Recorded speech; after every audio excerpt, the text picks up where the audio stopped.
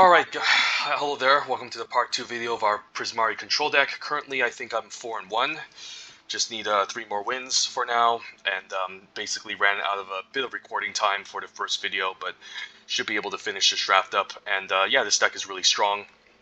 We have Magma, Opus, and pretty much everything that you can hope for. Double Igneous Inspiration, Divide by Zero, Heated Debates, and yeah, Maelstrom uses Kelpie Guides, so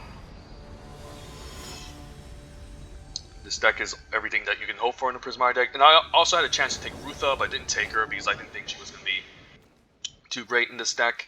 Which, you know, not sure if that was correct, but this hand looks okay. Of course, it's hard to get a 2-drop, but I'm still going to keep... Always want to play your color lands first, because if you top deck a Prismari Pledge Mage, they need both the colors, so it's important to get that going. We can lead with maybe Spectacle Mage or Frost Trickster, depending on what we want to do. Probably just going to play the Spectacle Mage here. And see what's up. So blue-green usually doesn't have a lot of removal. Divide by 0 to set me back. Okay, that's fine. So just wants to hit his land drops and ensure he doesn't fall too far behind against me. And splashing black, so maybe some sort of Sultai ramp deck. And Hunt is pretty decent as well. Once I start putting counters on his Waterfall Aerialist, it's going to be quite strong. So yeah, I'm not going to show my haul yet. Just cast Spectacle Mage. Star attacking can cast cast a Waterfall Aerialist. Next turn can cast Spectacle Mage.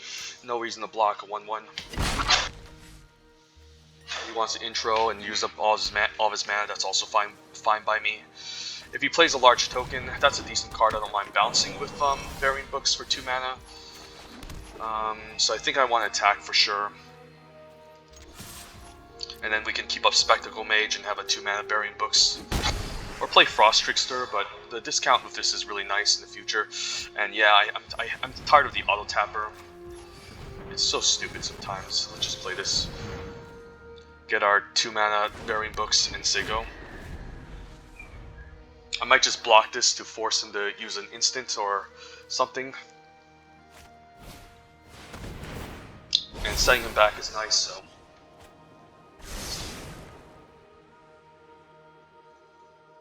I'm hoping he just attacks here. And we just want to cast it now before blocks. Yeah, that's a stupid card. Snakeskin Veil, yep, that's a really good one. No blocks then. At least I can divide by 0, or at least play a Frost Trickster to slow it down. And then, yeah, I think we just want to do that, right? And then attack for 5, and then keep up divide by 0 on the 5/5 or something else. And Sigo. And then we can start getting value off of this land eventually.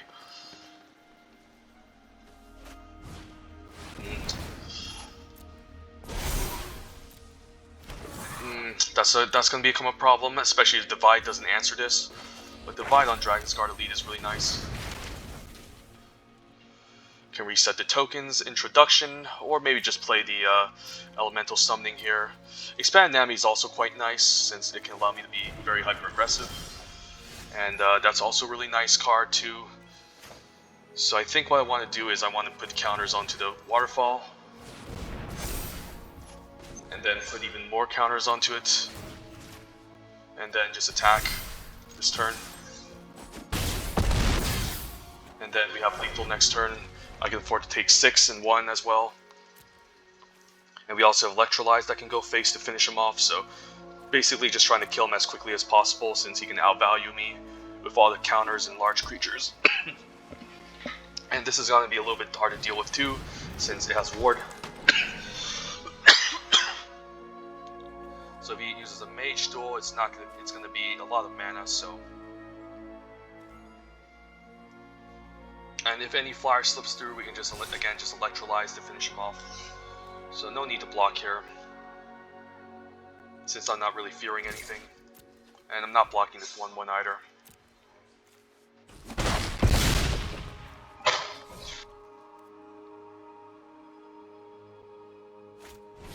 That's fine, but it's basically tapped anyways, so there's not much you can do about it. Yeah, he's just dead. Expand Nami can do some stupid things.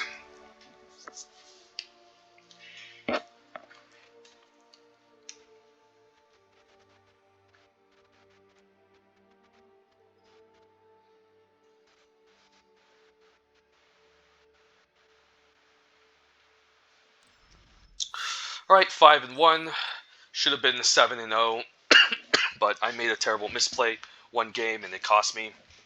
But this deck is completely busted, by the way. That is if you survive against the aggressive Silver Quill decks. It basically wins.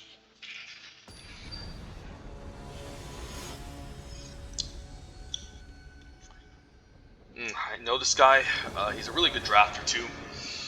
So I'm happy to be on his stream today, if that's the case. And he's on the play, but I can't say no to this hand.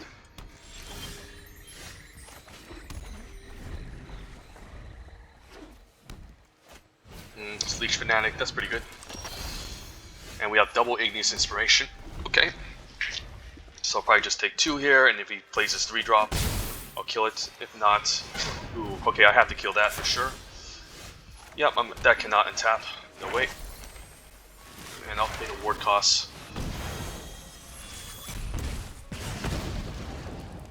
And then grab the Elemental Summoning. And hopefully stabilize against this opponent. But yeah, that cannot untap. That's a really strong card. Could I also cast another Igneous, a Frost Trickster to buy some time? Let's see here. I'll take 3. But I don't mind trading for the Leech Fanatic. He could also just end up growing it, which is a problem. So maybe I'm fine taking 3 here and just taking out this Professor. Expand Nami with Maelstrom Muse is pretty busted too, so can't complain. And hopefully just don't get aggroed out. Which is usually the scenario against these types of decks. Wow, Cram Session to drain me? Jesus. Yeah, this deck is really good. So Mage Hunter's Onslaught would be pretty annoying. And he can definitely draw into it. Alternatively, Maelstrom Muse could be nice, but I don't want that to die either. Next turn I can double 3-drop. I can still play a 3-drop here just to be careful and safe. Lock down a Leech Fanatic. But I think I still want to just play the Elemental Summoning. And then just try to stabilize against this. Alright, at least no Mage Hunters. But Flood could suck, and this Witterbloom Pledge Mage is the problem. Another Pledge Mage, okay, so I'm pretty much dead if he deals with me here. So I probably need to play Frost Trickster and maybe Kelpie Guide. Could also just attack for 4, which I don't mind. And then still cast the Kelpie Guide. I think I'm fine with some trades here too. But if he just drains me, then I'm just dead. Yep. I mean, if you just drain me, I'm just dead, so what can I do against that? Not much. Except maybe kill him quickly. But I currently don't have removal, so... yeah, I guess we just want to play everything out. Fine attacking here. Yeah, I think I'm fine attacking.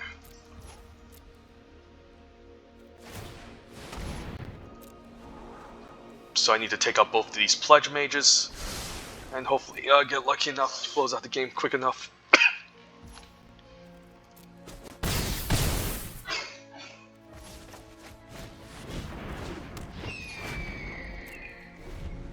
And I can also untap a permanent to 4/4 if he decides to attack.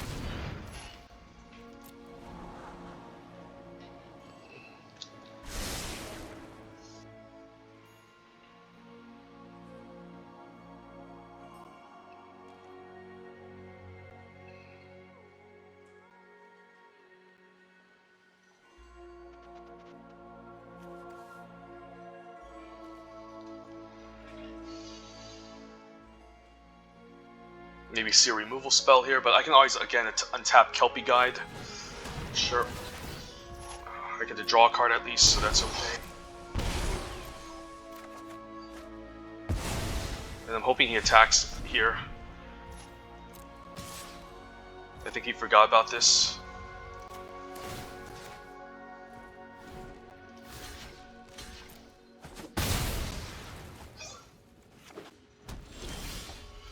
Stormkiln Artist is pretty medium.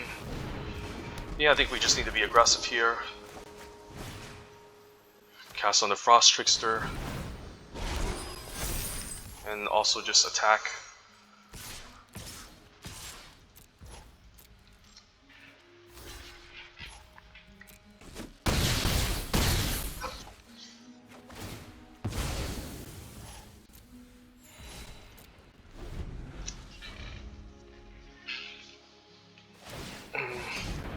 I mean, maybe if I can take out one of these, I'm in a good spot, but if not, again, I'm going to be in trouble. So hopefully no instant or sorcery here.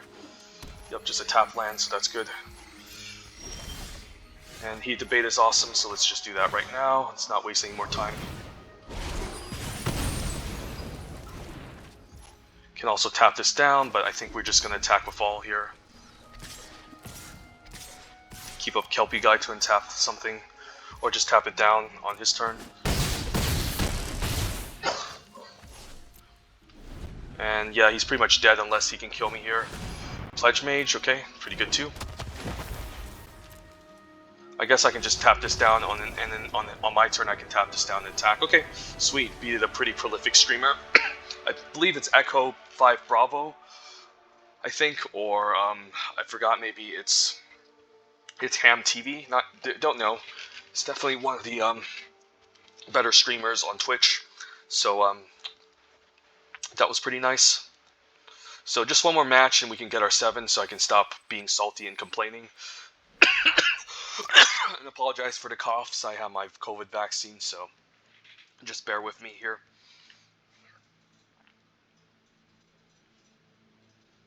And it should be pretty easy getting 7-1 with this pretty busted deck.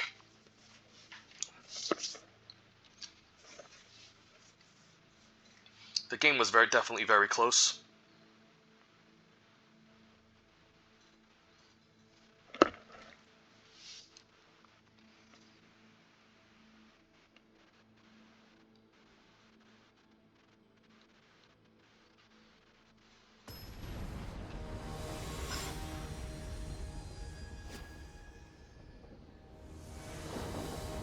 Alright, let's do this.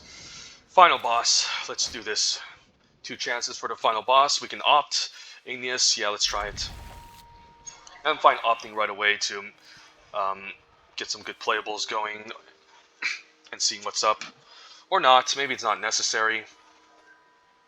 Because an opt, again, can be more useful later. I mean, at least it just cycles, maybe that's fine, just cycling the opt. Yeah, let's just cycle it. Muse is very good, but do I really need it, especially with 2 4-drops? Probably not. I'd rather just hit my lands at this point. Okay. Probably shouldn't have showed him my second color, but that's fine. Arrogant Poets. I could just kill, but the Pillar Drop Warden blocks it naturally, so I think I'm fine just developing my 3-drop instead. And then we can play the Pillar Drop Warden to hold off the Arrogant Poet, and then save Igneous Inspiration on something scarier like Killian. No blocks. Maybe this forces him counters, and I can just Burying Books to hold him off. Blackish Trudge, pretty annoying. I guess I don't mind playing out the Warden still. And then say go. I like the Kelpie Guide as a nice removal spell in the late game. Here comes a removal spell though. Okay, that sucks. Might just have to trade for this Arrogant Poet so I don't take too much damage. Does allow me to ramp though, but I think I'm going to be taking too much. Or, never mind, this is the better block. And hopefully he just doesn't gain a million life and kill me. Inspiration's nice. Don't hate it here. Then we can still grab Elemental Summoning for next following turns, and hopefully we top deck some bombs eventually. Hunt is annoying because he can just gain life. If he can sack this, that's fine. I can always bounce it later. I like the Stormkiln Artist here, so I don't mind just taking some hits and then casting some instances and sorceries to gain more mana. So this is okay, and I can afford to maybe take 3. Again, don't want to block the 1/1 because he can just get back the 4/2, which is going to be a bigger nuisance.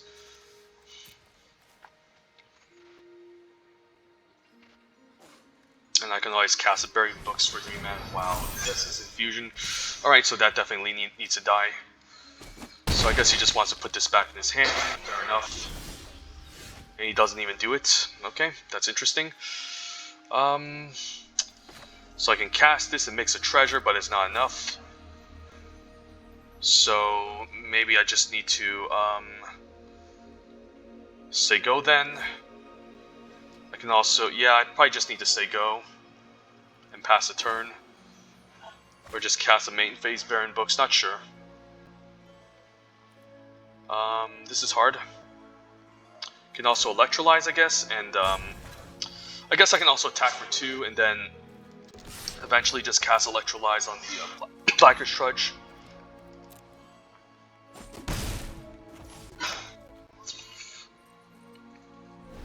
Yeah, he probably knows something's up, but yeah, what can I do? Yeah, he probably has a stupid Beaming Defiance, but again, what can I do? Here comes the Beaming Defiance. Yep. Very fun interactive games of Magic, of course. Yeah, just let that resolve. And fizzle and take a million hits. Maybe I shouldn't have let the blind damage happen. I can always electrolyze here just to draw a card.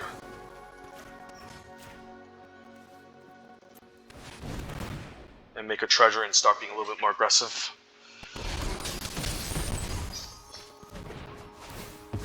He's probably going to get this back, of course, but at least it comes in tapped, which I don't mind. And Will, who, this is a good one. Yeah, this is a pretty awesome Planeswalker. So what I can do is I can play land, I guess I want to cast the Elemental Summoning first, right? Yep. Attack for 5. And then cast the Planeswalker and lock down the 4/3.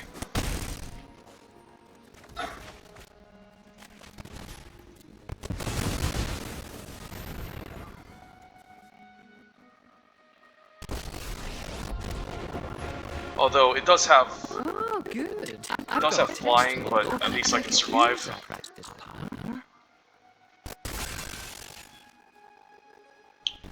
Yeah, that's annoying. I guess it does 2 power, so I guess locking it down is not enough. Conspiracy Theorist, so I probably need to draw 2 cards here. Yeah, let's do that. And that's probably not enough.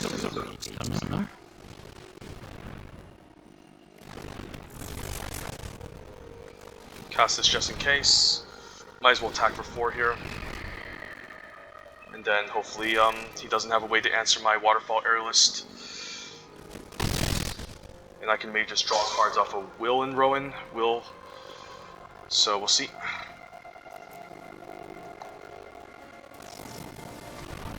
Okay. Hopefully no removal spell, please. Probably has a removal spell. What am I talking about? This is a Silver Quill deck. But I can only play to my outs at this point. I can't really play it safe. So probably going to block the Blackish Trudge, trade for the 4/3 if he attacks, and hope for the best.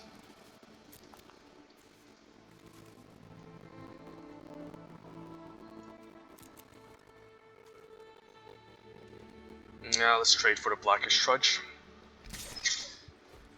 So that implies he doesn't have a removal spell. This is fine. Unwilling Ingredients.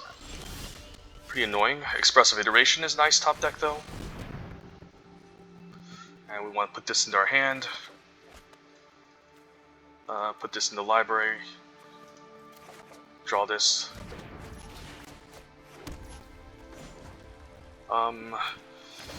Yeah, let's, does it really matter? I wish it locks down abilities, but it doesn't.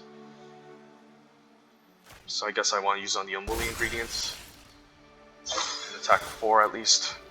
You can cycle this away, which is annoying, but that's fine. And then we'll just cast the rest of our other stuff. Could have actually kept the creature in hand, but this is fine. Might just need to draw 2 with Will here to gain card advantage. Combat Professor. At least I can trade. And I can lock down the the threats. Okay, so now I guess I might want to minus here and draw, or plus. I guess I want to plus. I need to plus the combat for the will here. Move the combat and attack with both of these, and then trigger. I mean, I do need to attack here, so, and I'm fine taking 1 from this stupid conspiracy theorist, so I can at least draw into something like a Burying Books, which is awesome. So let's try this.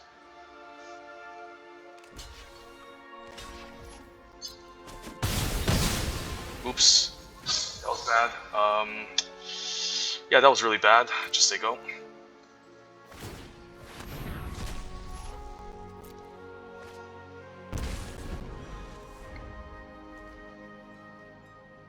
And if he has a way to pump this, I can always bounce it or bounce one of these.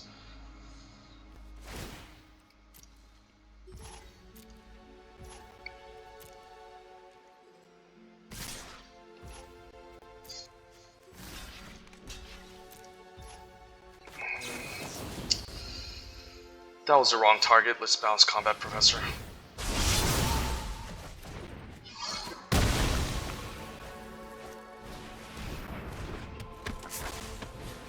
That's annoying.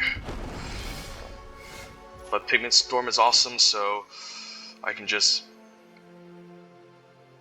Pigment Storm and force a chump here.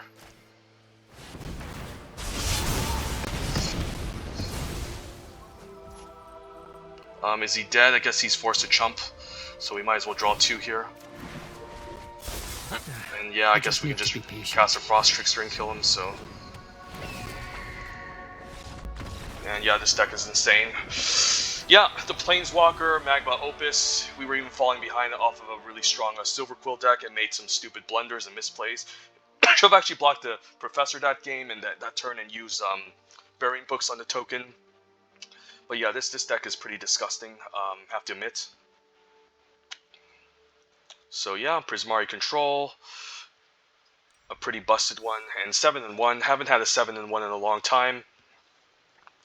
But I mean, this is how you draft the stupid Prismari deck if you aren't splashing it in a broken Quandrix ramp deck.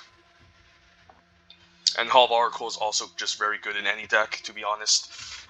And yeah, I think the poster child is probably just Will and Rowan, since they've been the ones that have been mostly helping out us out and seal the final game. So yeah, just a busted Prismari deck, not much to think about here. So with that being said, let's just open up some packs and see what we get here. Pretend we're drafting Strixhaven. Pack 1, pick 1. Yeah, I would probably take Maelstrom Muse. Academic Dispute is also a bit of a sleeper and really solid too. Keeps you the most open, but if I'm going to be drafting red, I might as well draft Prismari here and take the powerful uncommon over the flexible, fine way to learn that's kind of situational.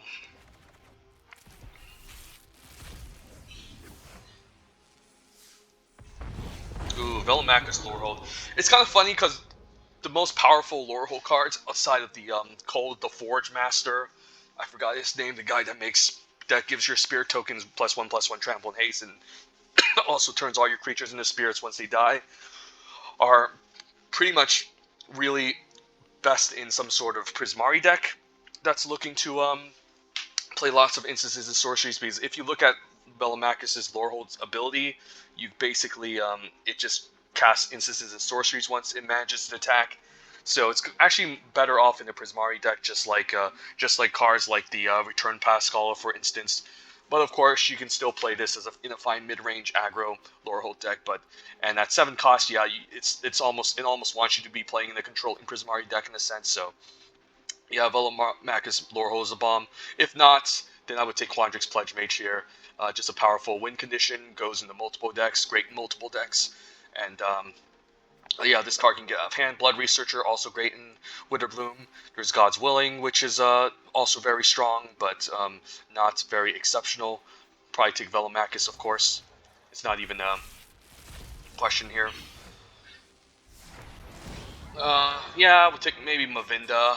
Mavinda seems pretty good in Silver Quill, especially if you play lots of Guiding Voices. It's just a nice way to loop them back over and over, and you can just gain a ton of value that way. Obviously, it's not very good if you target you use a removal spell with this, since you need to pay 8 mana to do so. But the first ability is pretty nice. Again, especially with Guiding Voices and ways to put counters on the thing. So I wouldn't mind first picking Bavinda. It's a pretty fun card. If not, probably going to take the best common in this deck, Burying Books. Then second would probably be between Expand Anatomy and Mage Hunter's Onslaught, which are both pretty strong.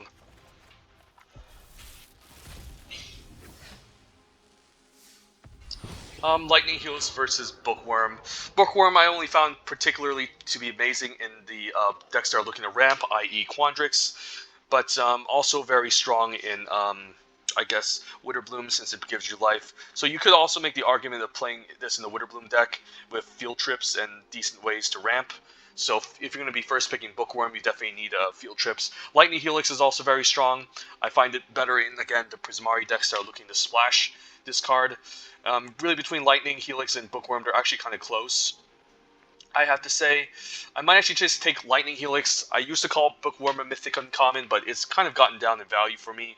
It's still a very powerful card, but usually there's a lot of finishers already in green, like Leyline Invocations and Fractal Summonings that grow pretty large to help you win the game. But yeah, the ability to just gain 3 life and draw a card is also really relevant. And then the ability to recur this is also great. So that can be nice, but I think Lightning Helix is just too efficient here, and maybe draft some sort of Jeskai control deck. Or still playing the Lorehold aggro deck and is completely fine. Elite Spellbinder is a bomb. Yeah, this card's great. Even if they'll eventually cast a spell, you still lock it down for a long time, and this is also just a really relevant threat, so definitely a very strong card. Blue Sun Zenith is really good too.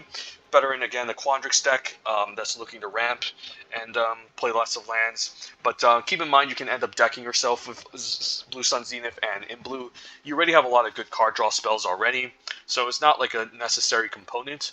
I would probably take Divide by Zero over Blue Sun Zenith, since it's single blue. Goes great in any deck. Helps you learn, which is very relevant. But yeah, Elite Spellbinder is really good. Really powerful rare. And then in this pack, I might actually take Guiding Voice, believe it or not, over a free Flame Painter. I mean, I understand the fact that if this connects once, you get to cast a instant or sorcery from your graveyard without its mana cost, but it's pretty hard to get going. I haven't really seen this card really attack, but I mean, I guess if I first pick this, I can build around it still, and if I still end up playing this in Lorehold, I can still pick up Guiding Voices to pump it up. So it's going to be at its best in a deck full of combat tricks, and is looking to play lots of early game creatures, like maybe in the Lorehold aggro deck. But also, if you can connect with this in the Prismari deck, I guess it's also very strong. So you definitely want to combine this with combat spells like Enthusiastic Study, Guiding Voice as well. But overall, I haven't seen this connect and done much, but I'll still take it here, maybe over Guiding Voice, since it has maybe a slightly more upside if I can build around it. So there you guys go. Thank you for watching the second part video of our Prismari deck, and hope you guys enjoy the content. And in the meantime, have a great day. Take care. Bye.